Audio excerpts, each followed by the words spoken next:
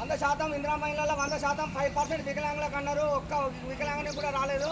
మొత్తం ఆపాచనుకుంటా కాంగ్రెస్ లీడర్లకే ఇళ్ళు వచ్చినాయి, కాంగ్రెస్ లీడర్ల తల్లిదండ్రులకే ఇళ్ళు వచ్చినాయి, మొత్తం భూస్వాములకే వచ్చినాయి. వికలాంగునికి ఎవరికి రాలేదు. నాలాంటి వికలాంగునికి ఏం లేదు. ఆసరా పింఛన్ తప్ప గవర్నమెంట్ పథకాలు ఇప్పటి వరకు మా దగ్గరికి ఏం చేరలేదు.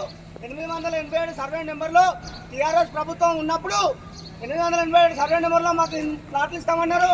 అవి కూడా టీఆర్ఎస్ లీడర్లు మొత్తం ఆక్రమించుకున్నారు. కాంగ్రెస్ ప్రభుత్వంలో ఇట్లా నడుస్తుంది, టీఆర్ఎస్ ప్రభుత్వం అట్లా నడిచింది.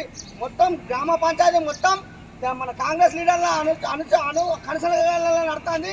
మాకు న్యాయం జరగకపోతే కలెక్టర్ ఆఫీస్ ముట్టడిస్తాం. మాలాంటి వికలాంగులకు న్యాయం జరగాలి. మొత్తం లంచాలకు ఎగబడరు. గ్రామ పంచాయతీ మొత్తం లంచాలకు బానిసలు అయిపోయారు. న్యాయం పేదవాడికి న్యాయం అసలే జరుగుతలేదు.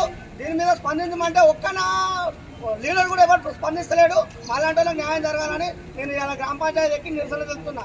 తీసుకొచ్చిన సార్ ఇందిరా మహిళల్లో అవకతవకలు నడుతున్నాయి, దయచేసి మాలాంటి పేదోళ్ళని పట్టించుకోరు సార్ అని మా ఊళ్ళోకి వచ్చినప్పుడు కూడా మసీదు ముంగట గ్రామ పంచాయతీ కమిషనర్ గారు కూడా చెప్పడం జరిగింది. అప్పటి నుండి మొత్తుకుంటున్నా, ఇప్పటి వరకు మాలాంటి వాళ్ళకి న్యాయం లేదు. ఎక్కి నిరసన తెలుపుతున్నా. Commissioner down down, Congress down down, commissioner down dam.